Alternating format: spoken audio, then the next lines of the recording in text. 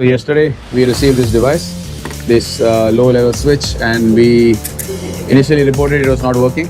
Now we have figured out that it is actually working but outside the range. Can you remove this guy? Okay. Now can you connect, Sandeep?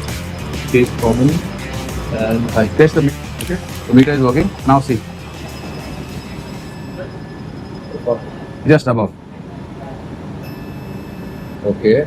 So we have the stopper which is here, but up to this level it's not working. Above this is working. So Okay, now let's go to the low levels. Connect the low level. okay. So low level is actually supposed to work right at the bottom, right? Yeah. So it's working slightly above.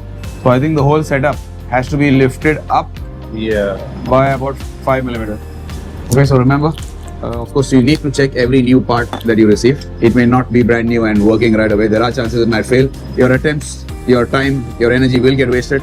So please check this. And we were about to return this when accidentally we discovered that this works, but outside the limits. So we need to adjust, get it tested, and then install.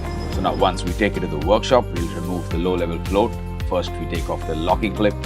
We test the float at what is the exact location where we want the new groove to install the clip, and then we cut the groove. We use a tubing cutter to mark it, and finally just file it down using a simple needle file. And once that's done, let's put back this lock and test it so that it works at the exact location. So this looks good, and now time to do the high level. Same procedure for the high level float as well. In this case, the high level needs to go a little bit higher, about 5 millimeters. So same thing, remove the locking clip, then mark the float to what we need to. And after that, mark it with a tubing cutter to get the groove. Finish off the job using a needle file carefully, put everything back on and test the alarms. So let's do this test. Pick up one. Yeah. Okay. There go. Next. Yeah. There go. One more. Okay, fantastic. So we're done and ready to go. Okay, Carol, see you later.